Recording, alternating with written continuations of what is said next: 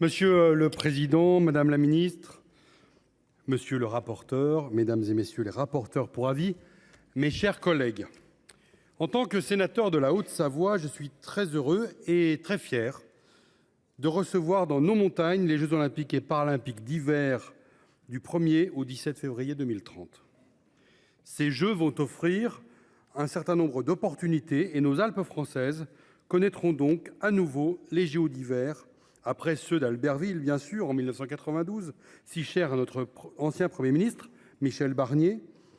Mais pour notre pays, ce seront les 4e Jeux d'hiver, après ceux de Chamonix en 1924 et ceux de Grenoble en 1968.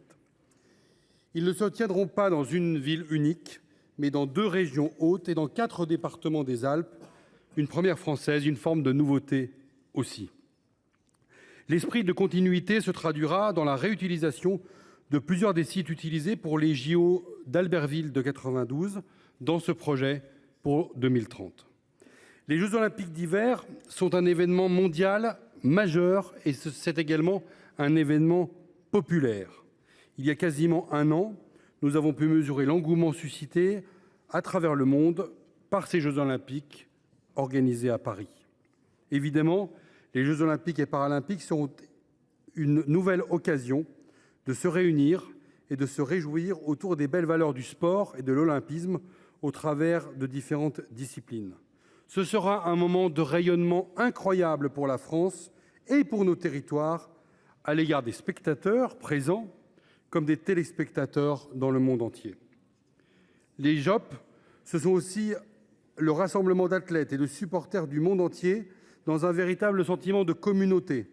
Les villages olympiques deviennent des lieux d'échange culturels où les différences sont célébrées, où l'unité est renforcée. Dans l'état de notre monde, ces moments doivent être absolument préservés. Les Jeux olympiques d'hiver sont aussi souvent à la pointe de l'innovation technologique, que ce soit dans l'équipement des athlètes, la conception des pistes ou la diffusion des événements. Ces avancées permettent non seulement d'améliorer les performances, mais aussi de rendre les compétitions plus sûres et plus accessibles, et peut-être aussi, et souhaitons-le, de susciter des vocations chez les plus jeunes.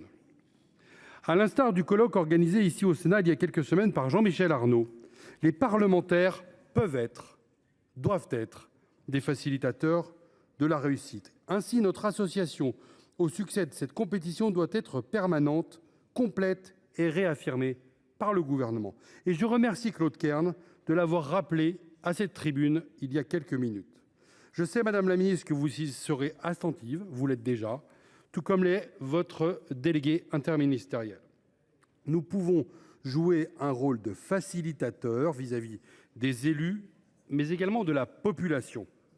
Disons-le clairement, la réussite de l'événement passe par son acceptabilité par les habitants, mais également par les corps intermédiaires. Avant d'intervenir, j'ai par exemple pris le temps d'échanger avec les maires et les élus de mon département, notamment ceux de la Clusaz, du Grand Bornand ou de Saint-Jean-de-Sixte. Et je sais que certains d'entre eux, cet après-midi, suivent nos travaux, comme quoi ce que fait le Parlement suscite de l'intérêt chez nos compatriotes, suscite de l'intérêt chez nos élus. Et si vous le permettez, je voudrais insister sur quelques points qui méritent aussi l'attention du gouvernement et qu'ils soient mentionnés dans un débat parlementaire digne de ce nom. Nombreux sont ceux, et j'en fais partie, qui se satisfont que la responsabilité du ZAN ait été reportée sur l'État, même si l'expression infrastructure strictement réservée aux JO suscite toujours de légitimes interrogations sur sa portée en droit. Pour ce qui est des mobilités, l'arrivée des Jeux olympiques d'hiver dans nos territoires devait être l'occasion de faire évoluer significativement nos infrastructures.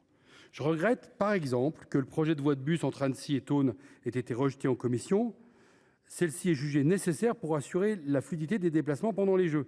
Je regrette aussi que mon amendement d'appel sur la modernisation de la voie ferrée entre La Roche-sur-Foron et Saint-Gervais ait été frappé de l'article 45. Mais je suis certain que nous reparlerons de ces projets locaux au cours de la discussion des articles. Tout comme nous parlerons de la question centrale de l'utilisation du bois local dans les constructions des Jeux olympiques. Je crois que c'est vraiment des sujets qu'il faut que nous abordions dès maintenant, puisque ça présupposera des conditions d'appel d'offres et de construction de cet héritage. Mot héritage d'ailleurs que beaucoup ont à la bouche. Je n'ai pas vu beaucoup de collègues ne pas en parler. C'est tout à fait légitime.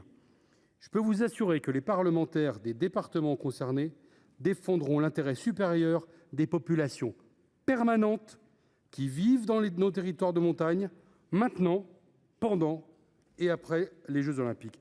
Et soyons clairs, les Jeux Olympiques et Paralympiques ne pourront jamais être une excuse pour ne pas réaliser des investissements déjà prévus. Les Jeux Olympiques et Paralympiques sont une opportunité, ils doivent être un accélérateur et jamais, au grand jamais, une contrainte. Nous pourrions ainsi évoquer les fortes inquiétudes rencontrées sur la question du logement, avec notamment la mobilisation des saisonniers. Enfin, alors qu'aujourd'hui nous regardons avec satisfaction l'héritage de Paris 2024, comment accompagner d'ores et déjà nos communes, nos territoires dans cet héritage qui sera celui des Jeux Olympiques d'hiver? On doit regarder dès maintenant dans la période de l'après-Jeux. Ces Jeux Olympiques d'hiver nous conduisent donc à examiner aujourd'hui votre projet de loi, Madame la Ministre. Il ne soulève pas d'opposition de la part de notre groupe. En effet, les mesures prises ont globalement fait leurs preuves lors des JO de Paris, et c'est d'ailleurs une chance de pouvoir s'appuyer sur notre expérience passée comme récente. Votre texte procède aux adaptations de notre cadre juridique nécessaire à la bonne organisation des épreuves olympiques.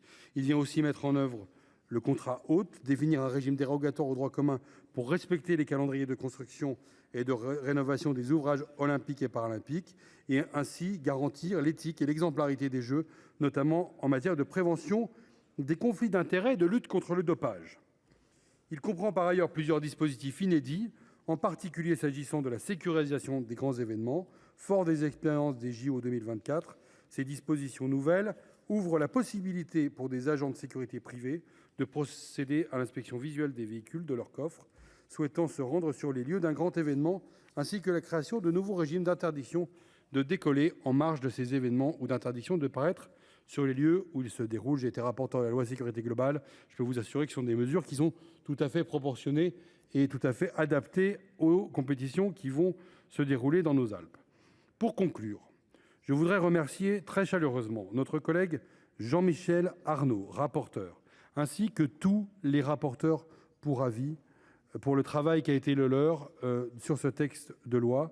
Et je suis heureux de vous annoncer que le groupe de l'Union centriste votera favorablement ce texte et je vous en remercie.